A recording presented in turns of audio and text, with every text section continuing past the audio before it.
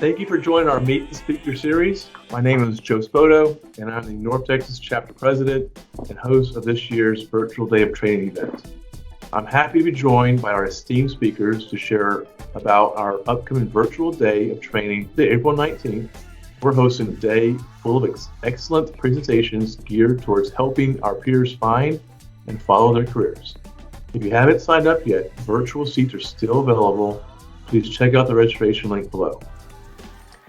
Our goal for this year's Virtual Day of Training is to expand our property knowledge through a deep dive into the new DFAR 252.245-7005 rules, enhance our resumes, and increase our leadership skills. Today, I'm joined by Ms. Yvonne Batcher and Mr. Angel Rosario, two of our awesome presenters. For those that don't know them yet, let me give you a brief introduction. Yvonne Batcher is a Senior Director of the Property Management Office for Stanford University. Throughout her career in property management, Ms. Batcher has held staff and management positions in research-intensive higher education, research and development, and commercial manufacturing requirements. These organizations are recipients of federal, state, and private funding through contracts, grants, and a variety of other types of agreements requiring broad understanding of compliance standards. Next, we have Mr. Angel Rosario. He is a supervisory property administrator at the Defense Contractor Management Agency, DCMA. He leads a team of property administrators across the Northeast continental United States. His background includes service in the United States Marine Corps as a personal chief. Angel has also held significant roles within the National Property Management Association, NPMA, including serving as the NPMA Nutmeg Chapter President and currently holding positions as the Certification Governance Board Secretary and National Director of Marketing Social Media. Welcome and thank you for joining us. Now let's get into it and meet our speakers. Understanding that asset management, a niche profession that spans across many, if not most, organizations, what led you to this career, Angel? Thank you so much for having me. Absolute honor to be here and super happy to be a part of it. So I grew up wanting to be a property administrator ever since I was 6 years old, and I saw a career talk where they were talking about property administration, and I said, man, I got to be a part of that. No, I'm kidding. I did not know what property administration was. I started my career in the Marine Corps, like you mentioned, and as one of the jobs that I had while I was in the Marines had to do with inventory management for our office, for some of the equipment that we have. And we call it an embarkation officer. So you have a lot of like equipment and tooling and stuff like that. And we have to essentially keep track of that. So that's the first time that I was introduced to the career. But I essentially joined DCMA back in 2011. And it was one of the only positions that I kind of had some knowledge about. It was a position that was available. I was fortunate enough that they were recruiting for an internship position where you start out as an intern and then you climb up through the ranks. And sure enough, that's what led me into property management. I just had a little glimpse of it while I was in the Marine Corps. And sure enough, that was the first job after my career in the Marine Corps ended that gave me an opportunity. And here I am. And I'm happy to be here. Excellent. Thanks, Angel. Ms. Batcher. Hey, gentlemen, and welcome to whoever's listening to this recording. It's really, really fun to be here and be part of this sharing of a teaser of information for you today. Rosario, I had the same trajectory when I was 6 years old, so we were on the same path. But interesting question in terms of how I got into the career, how it led into property management. My dream had always been to be a teacher.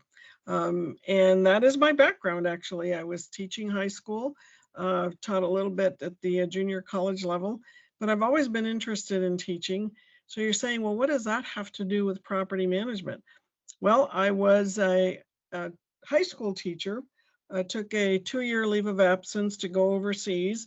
And for many reasons, which could take another hour's discussion, I opted for my own personal safety to come back to the US. Well, in the meantime, they had hired someone to fill my position. So I had to find some work, right, to keep me busy for the 2-year window. And I fell into a position that later on I discovered was property or asset management inventory control I had no clue that's what it was. I was responsible for ordering and shipping sample electronic component parts to sales reps for a company, for the sales representatives that were in Spain. Because I do speak Spanish, it made it a natural connection, right, to be able to do that. So that's what I did. I sent them orders, I packaged them, I ordered supplies, etc., and did that for a little while. And a friend of mine then worked at Stanford Research Institute, and he was a property administrator there, and said, "Hey, we need a tagger." What is a tagger, right? So I literally started my career in property, tagging assets, creating asset records. And over my trajectory there, I met one of my mentors, Andy Anderson, and that's when actually I was introduced to NPMA.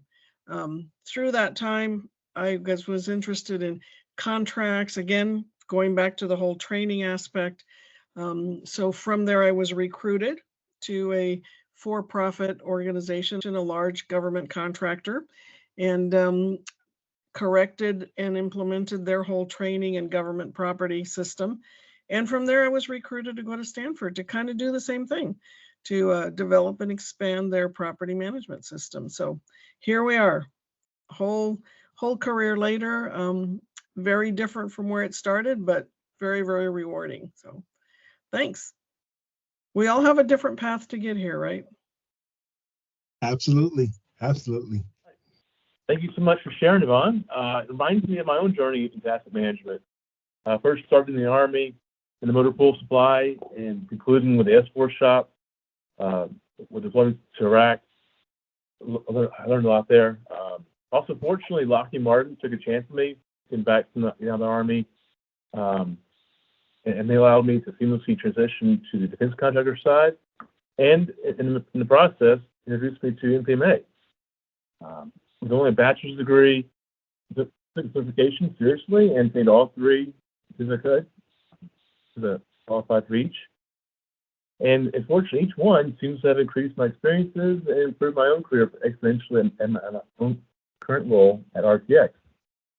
All right, let's get to the goodies. We've drafted a few questions to help gain on insight onto the upcoming presentations. As it relates to leadership and asset management, what do you see as the leadership's role in establishing and maintaining effective physical asset management practices? Yvonne. What do I see as the role for leadership? Okay. Well, leadership in my mind means a lot of different things. Leadership can be from a management perspective. Leadership can be someone taking initiative regardless of what level they are within the organization. So it kind of depends. Angel and I were just talking about that term, it depends, on the perspective. Looking at it from a management perspective, there's a few things I think are essential. One is, I think it's up to leadership. And again, it kind of would apply in pretty much any level or organization. Understanding what are your operational and compliance requirements. Ultimately, what do you have to get done? What do you have to get done? Why? Under what circumstances? What are the benefits to the organization? Staying current with what the industry practices are. Technology, for example, changes all the time, right? Specifications on contracts, contract language changes constantly, or can change constantly because each contract speaks unto itself. So those in my mind are pretty essential. Also, I think from a leadership standpoint, understanding what the role of asset management is within your organization and what they have to offer. We always think, we kind of lay low in an organization and property is not a problem until it's a problem, right? And then all of a sudden it's a bigger problem. So I think keeping in mind all those different perspectives. And last but not least, I would say keeping visibility visible from a positive perspective. Excuse me, not just because there might be a problem or a compliance issue, but from a proactive, positive perspective. So Many aspects, but those are a few that come to mind. Angel, how about you? You nailed it. Love it, love it, love it. That was perfect. In my humble opinion, like you mentioned, leadership's role in establishing and maintaining effective property, it could play many different. Many different roles, and you could serve leaders, good leadership, no matter what level. Whether you're the first person, the new hire that just joined, or you're the seasoned veteran that's been there for 30, 40 years doing asset management. From a managerial perspective, if we think about it from a managerial senior leadership, some of the things that I think, some of the roles I believe that they serve and to ensure that they have an effective system is to be a networker. And when I say a networker, that means the person, the role, the person, the position that brings others together. For example, diversity in experience, technical competency. You could bring in other folks, other departments to help fill in some of the gaps and be able to look at something a little bit differently than has always been done. Because what we don't want to, what we often see is, or what I often see is some organizations somewhat fall to saying, "Oh, well, we do this because this is the way that we have always done it." And it's one of those things. It's like, okay, well, why are we doing that? Maybe we don't need to do that. And if you bring somebody, maybe you bring an engineer in and say, hey, this is what we're working on. We're working on this process, and this is what we're trying to get. We want to tag some assets, and this is how we're doing it. We do it after it's received and after we establish a record. That engineer may come up and say, oh, we considered X, Y, and Z. This is how we do, blah, blah, blah. It could be a contracting person. It could be it could be the warehouse. It could be anyone. And you will be surprised as to the ingenuity that we have when we bring in a diverse group of folks, different experiences, different backgrounds, different positions to help shore up and fill some of the gaps that we may not even know that we have. So one of the biggest roles for me that I would think for leadership at any level is to be a networker, and essentially bring people together. Bringing those different perspectives, tying in the perspectives, right? Absolutely right. Absolutely right. Yeah, those are great. Really good ones. Thanks, guys. Okay, let's go to the next question. Staying in that vein, how do leaders align the organization's strategic objectives with physical asset management policies? You want to go, Angel? Sure, I'd be happy to. So to align the organization's strategic objectives and with the company's property management policies, I think some of the most important things are leaders can do this by having clear communication, and that may sound like a cliche, like we all know that we need to be clear in our communication, but specifically explain what are the strategic goals. How does the organization plan on achieving some of those goals, and what role do the stakeholders fill whenever they fill that role? Because if they understand how what they do on a day-to-day basis, how what they do impacts the overall strategy, the overall goal, it gives a little bit more purpose to it, and they'll understand exactly why they're doing it. Somewhat related to the previous question relating to leadership and having an effective management system and what role do they play, part of the communication somewhat aligns to this question, which is, and Yvonne touched on it, what is the purpose behind it? Don't just say, okay, if you're the leader, my recommendation is don't say, okay, we have to comply with this because it's a regulatory requirement. So we have to mark. I'm gonna stay with that example. We're gonna mark property when it comes in, or we're gonna identify it, and we're gonna do whatever it is because it's a regulatory requirement. Well, why are we doing that? Well, the reason for that is because that way we don't lose visibility of it. We know clearly who this belongs to. We don't use it in the wrong contract or the wrong program, wrong project, so that we can have the right amount using the right program at the same time, at the right time. We identify if there's any gaps, if there's too much in one, can it be reused on another one? But by explaining the why we're doing some of the things that we're doing, it helps. I believe it helps the stakeholders get that more in tune with what the strategic goal is, what the strategic path is, and be able to go, execute it effectively. Absolutely true. Okay. A couple of things I think are complementary to what you just said, Angel, and that is I think from again, a senior leadership perspective, balancing risk with the cost of doing business, right? Because in the end, you want to stay as an organization being profitable, being successful. Even if you are a nonprofit, right? You still need to have revenues, et cetera, to keep the operation running. So balancing the degree of risk that an organization is willing and able to take with continuing business and all of that. The other thing I would say is periodically kind of revalidating, hey, are we on the right track?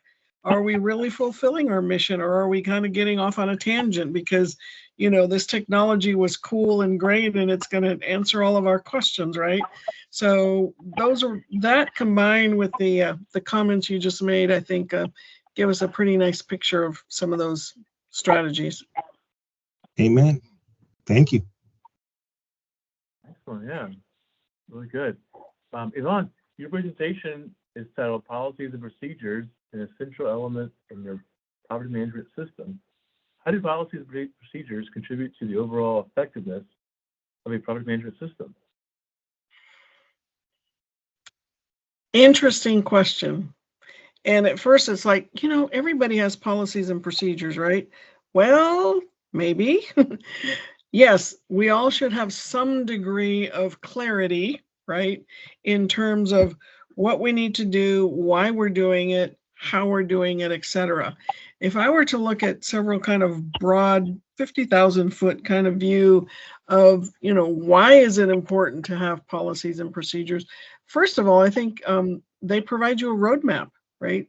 They give you assistance and guidance and directives in some cases in terms of what needs to happen, what must happen, what should happen, what might be an additive that you can contribute to that.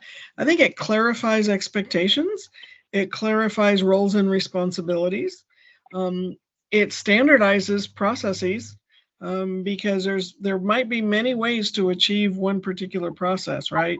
But for efficiency and for consistency and for quality control, right, you want to have some standard of performance, and your policies and procedures, I think, provide that infrastructure that helps you enables you to be successful in doing that. And Angel, you referred to communication, a minute or so ago here. It's another way of communicating, another way of specifying what needs to happen and why. And ultimately, of course, it ties into making sure, it's a safe environment, it's a productive environment, it's an inclusive environment, it's a compliant environment. And I think it really contributes to the essence of success within an organization. So lots of different reasons. Those are just a few that come to mind at the moment. Excellent. Thank you, Yvonne. Actually, with that in mind, can you elaborate on the process of developing and updating policies within a property management system? Sure. Well, there's kind of two different perspectives you can take on that. One, are you creating something from scratch, right? Nothing previously exists. In that case, I would say one of the first things to do is start benchmarking. Angel, you were talking about network with other individuals and other organizations, kind of see how they do and why they do things the way they're doing. Ultimately, what you want to be sure of before you develop any policy or procedure is identify why you're doing it. What is the need for that policy and procedure? You don't want to have a whole bunch of rules and specifications and expectations that are not value added for your organization. So identifying that need and then figuring out to what degree of detail do you need to cover within a policy or procedure. So we'll just touch on a few key points because of course we're going to elaborate during our session. Angel, you also referred to getting buy-in, getting stakeholder interest. Okay, big part of developing policies and procedures. And on the 19th, we'll elaborate a little bit on how you can do that, right? And last but not least, I would say to be sure you have a mechanism to periodically review and revise. Things change, right? Organizational structure changes, terminology changes, processes change.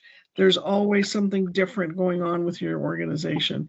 So you're going to want to keep those as some of the key elements of developing and updating your procedures. Excellent. Angel, can you elaborate as well? Absolutely, that was fantastic. Love it. Some of the things that I could recommend when developing or updating procedures, and Yvonne, that's an excellent point. Updating it, because sometimes you may have a procedure that may be 3, 4, 5, 10 years old, and business as usual. You think that this is the best way to do something. We're still scanning something or printing something and faxing it, when you could probably just use modern technology and email it or something along those lines. So absolutely right to revisit those procedures. And to your point about adding stakeholders and keeping folks involved, when developing those procedures, don't be afraid to ask the stakeholders. Ask the person, the shipping clerk, hey, this is what we're thinking of, how we account for this. What do you think? Does this capture the essence of what you're doing? How can we do it better? And that person may say, no, that takes a little bit more time because I have to stop this process and go there and make a copy, where we could just do this if we use a scan, some type of RFID tagging that identifies at the moment it comes in. That could expedite this whole process, 90% or something along those lines. So by keeping those stakeholders involved, having that diverse group of folks, no matter what level, innovation doesn't care what level the person started at, or how new they are, or how old they are, how long they've been in the company. So you may be able to leverage some of that experience and some of those best practices just by asking around.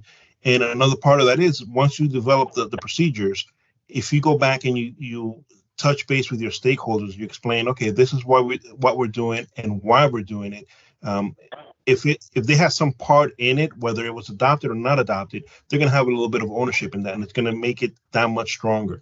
In a couple of years, 5 years down the line, when Joe Spoto is he's the president of the company, he'll say, oh, why are we doing this? Why are we doing this way?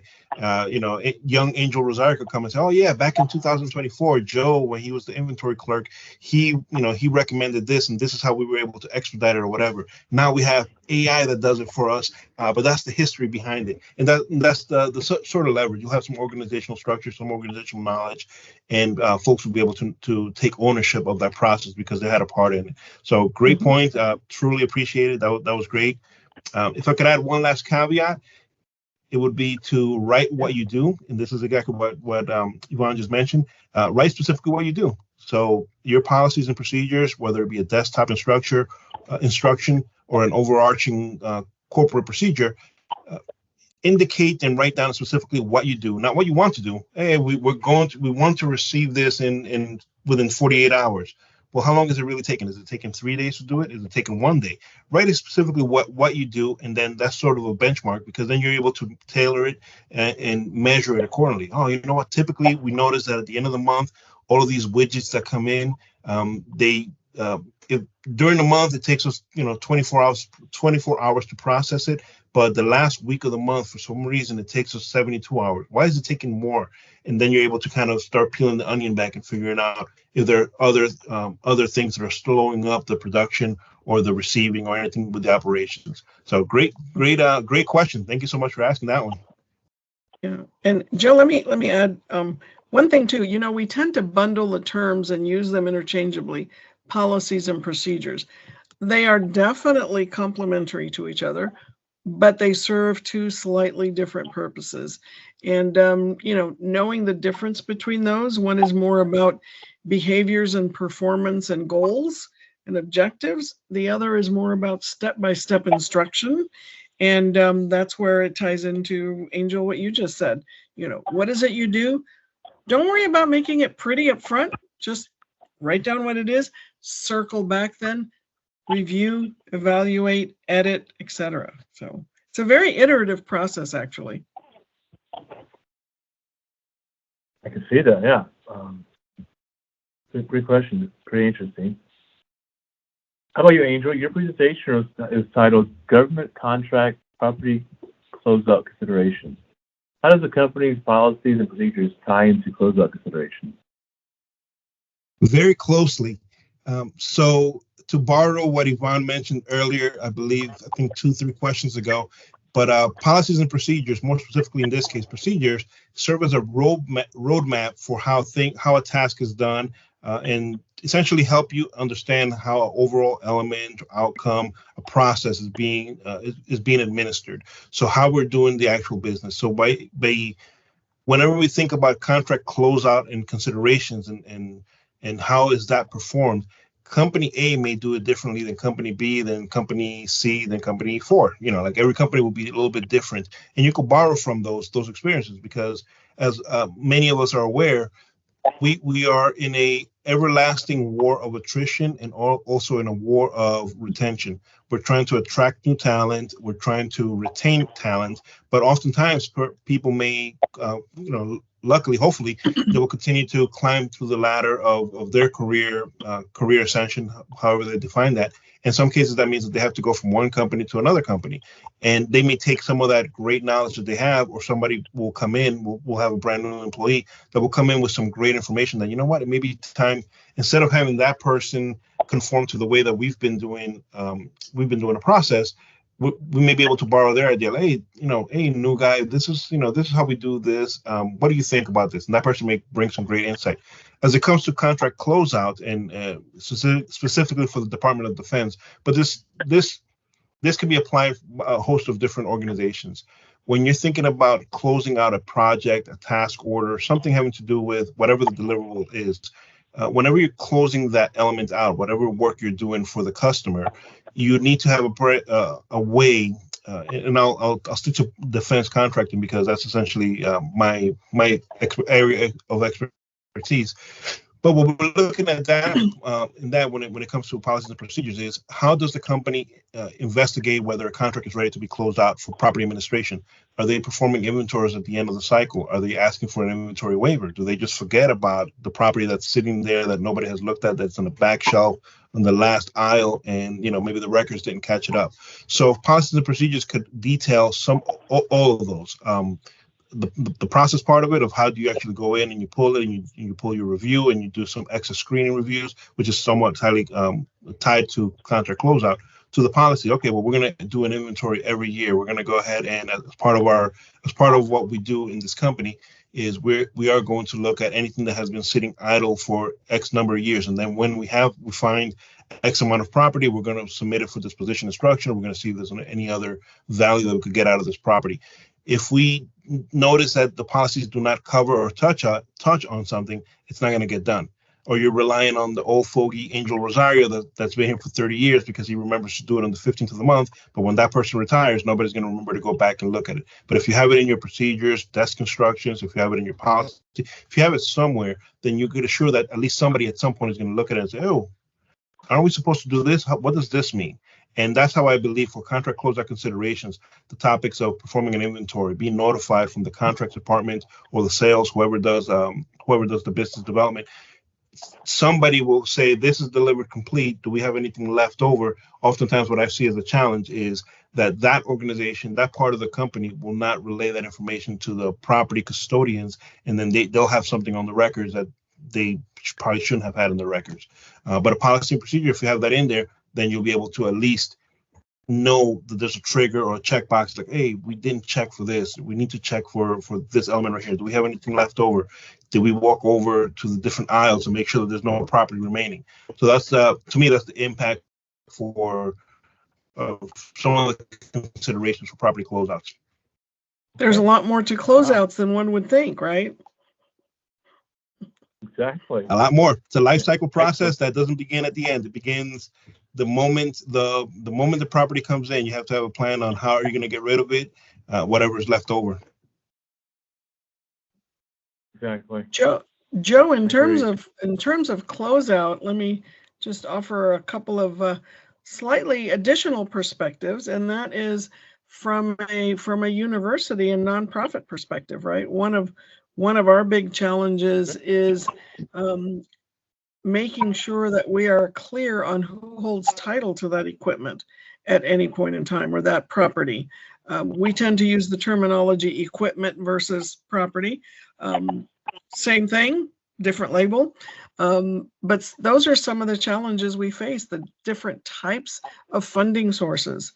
from which that equipment was acquired. Was it on a federal contract, a grant, a cooperative agreement, a consortium, a donation, all different? Was it jointly funded by various different sources? So all of those things come into play. And one of the big things for us is making sure that the faculty identify potential reuse options for that, whatever is remaining, because it's a little different than in the commercial contracting world, but it doesn't make it any less complex, right, or challenging. But closeout, I think, is a great time at which we really need to partner with program personnel, warehousing personnel, contracts, your government representative that you're working with. So it really becomes a team effort, if you will. So. Yeah, excellent. I mean, in fact, the next question, I think we're going touching already. Pulling that through a little bit more. What are the common challenges that arise during government property closeout, and how can they be mitigated for our listeners? I think maybe one of the key things, and Angel, you may have mentioned this already, is having a mechanism to know when it's time to actively work a contract closeout. And I'll use a term a little more generically, even agreement or award, or I think I tend to use the word agreement generically for all types of contracts, right? Because they each bring with them their own challenges. But a big part of that is knowing, what do you have open? When is it due to close, right? Who do you have to work with? Who do you have to partner with to take care of all the different transactions that you have to do?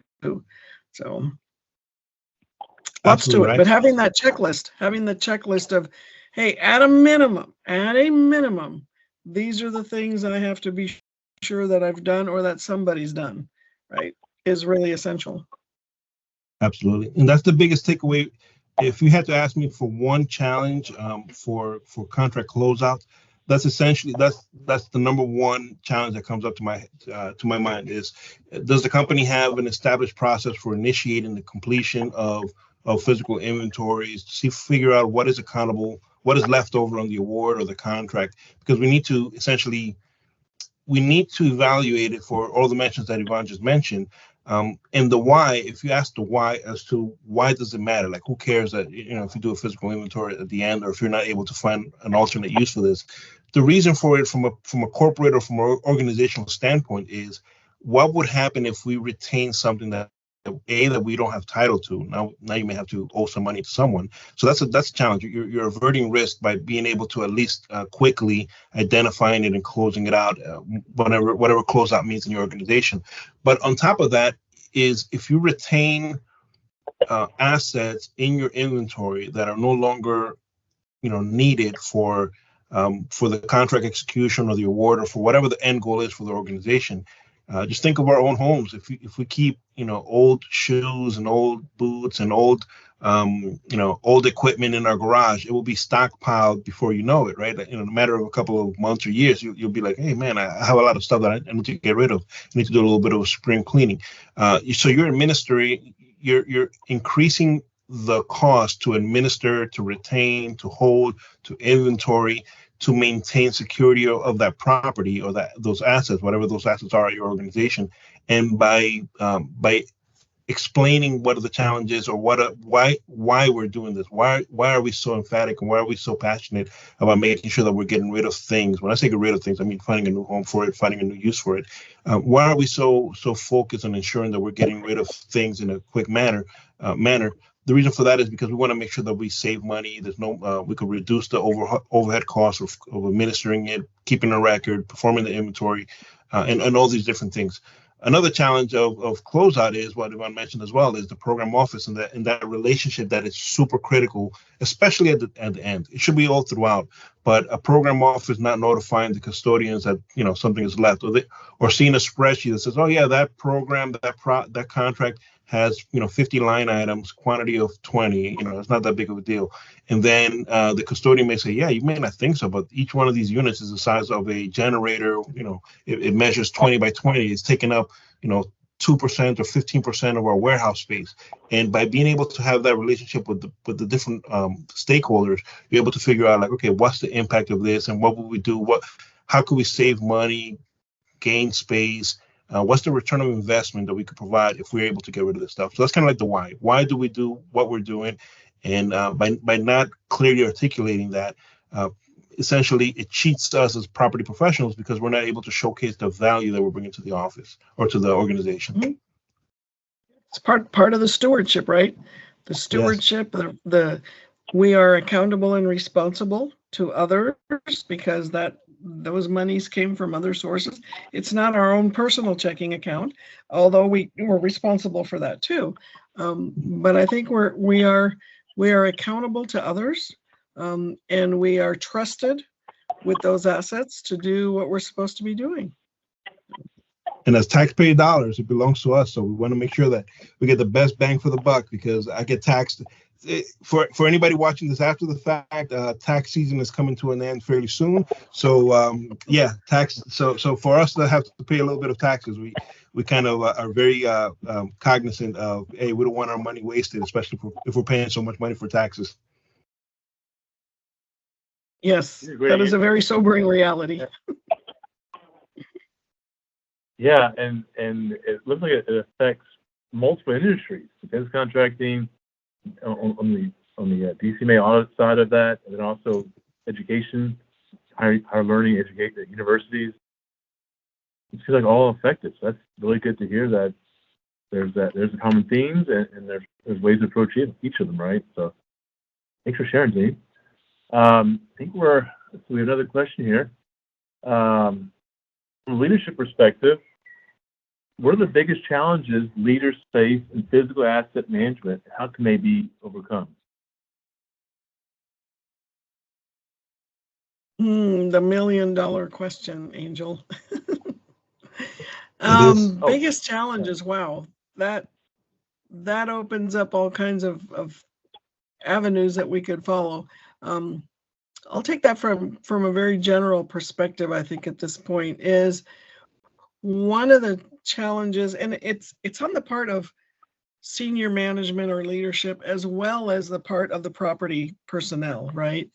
And that is seeing ourselves, appreciating ourselves, touting ourselves, if you will, in a reasonable way, that we're an essential function for the university. We're part of their risk management portfolio within an organization.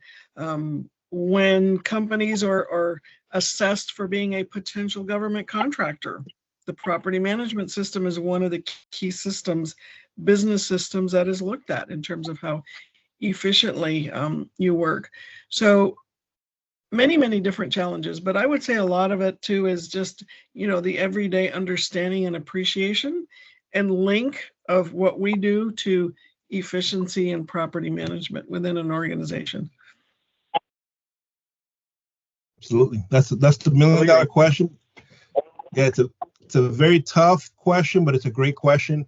I would say for leadership, some of the biggest challenges, the one that immediately came to my head was allocation of resources, because everybody's fighting for every dollar that we get, whether it be at a university or it's a defense contractor or Joe's bait and tackle shop. No matter what it is, there's always a challenge to have enough resources. If you just have there's a thought that if you had enough resources, then you'll climb the next step. And in defense contracting, for us, we're always trying to do more with less. But what I found is most of the time, more money doesn't always provide the answer. So where I see the biggest challenge in leadership, some of the biggest challenges that I noticed in leadership is failing to showcase, to Yvonne's point, failing to showcase our return of investment. So for most organizations, asset management is an overhead organization. We are cost, we're just deferring, we're safeguarding, we're avoiding risk, deferring risk, making sure that, taking measured risks. And we're not essentially bringing a lot of money back to the deliverable. But if we actually are able to articulate and be our biggest cheerleaders, to a point, right? We have to do it, in a responsible manner. But if we're able to showcase exactly how we're saving the money, if we're able to repurpose an equipment that, you know what, we no longer need it in this lab, but we may be able to use it here, or they may be able to use it in the robotics lab, or they may be able to use it in this other program, or we reach out to another organization, that another university, for example, that may use it, or nonprofit. There's a lot of different ways that we're able to showcase how, if we repurpose something, what cost savings we made. And that's essentially what senior leaders, and when I say senior leaders, now I'm talking about organizational leadership and the corporate folks, the people that care about the checkbooks and the money and that type of stuff, like the ones that are giving us our money. This is how we're able to articulate to them, speaking in the language of what they care about, which is, they may have stakeholders, they may have, a board of directors, and they have to show that they're making a profit, whether they're nonprofit or whatever. They have to show a certain value that they're getting out of our organization. And as property administrators, that's one of the areas I believe that we could overcome that challenge of not having resources by showcasing how much value we're bringing back to them, whether it be by repurposing something. If we save space and we disposition a whole bunch of excess, obsolete property, assets, equipment, whatever, that's no longer needed, we were able to free up 50,000 square feet. Well, what does that equate to? If you talk to your warehouse manager, they'll know how much each square foot costs to administer. And, you're able to articulate, okay, this is how much money potential savings we had based on clearing X, Y, and Z, just by taking all this stuff from this location to the other one, or we no longer have to buy it because we were able to modify these over here. So as far as challenge for leadership is articulating our return on investment, us being our own cheerleader and being able to showcase, hey, this is what we're doing, this is what we bring to the table, and that will essentially provide a lot of great feedback that will be our biggest advocate. So whenever we say, you know what, we need to hire another person to help out with, we need more resources, whatever the resources are. We need another X, Y, and Z for this.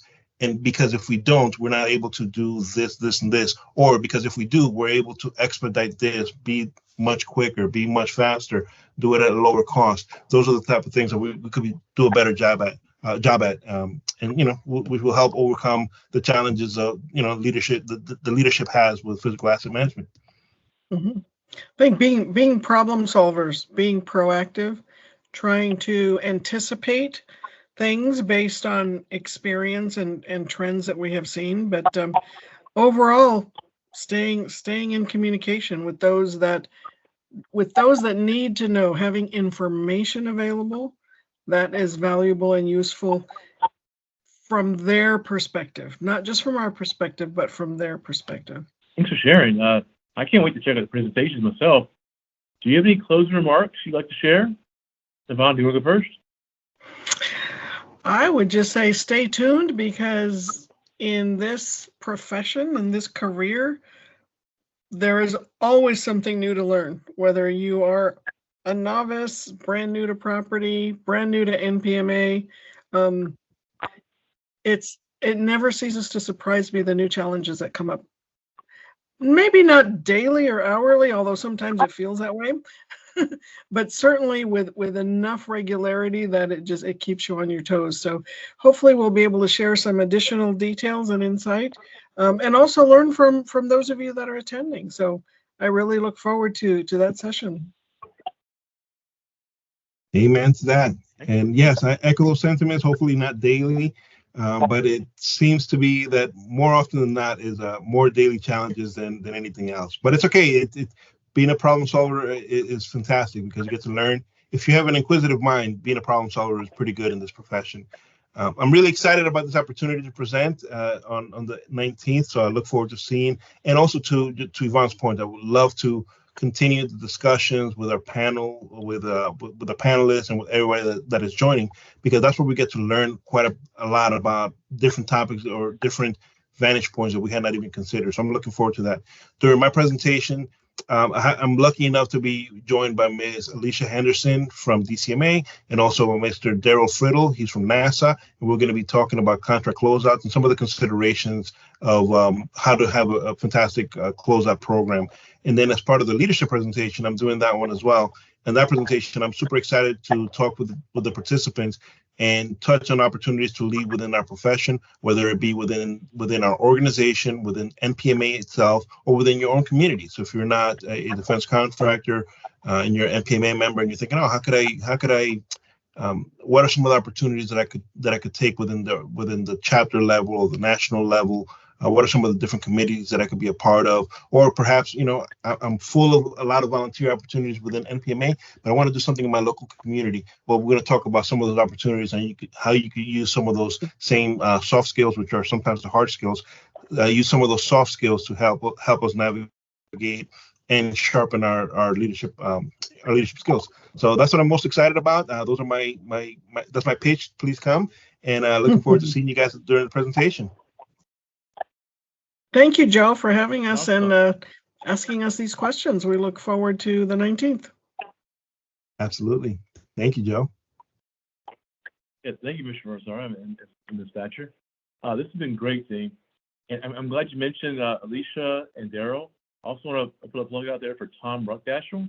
He will also be presenting on the DFAR's consolidation final rule we described earlier in the beginning. He has updated, revised slides. And of course, I'll be presenting a presentation on the value of property custodians myself. I want to say thank you to both of you for sharing your insights and your time today. I can't wait for the virtual day of learning. A big thank you to all of our viewers. If you'd like to learn more about this and other upcoming training opportunities, please check us out at npma.org or check out the National Public Management Association on LinkedIn. Registration link and my contact information will be posted below. Thank you again. Have a good day, everyone. Stay safe. Thank you so much. Have a fantastic one. Thank you. Good cut.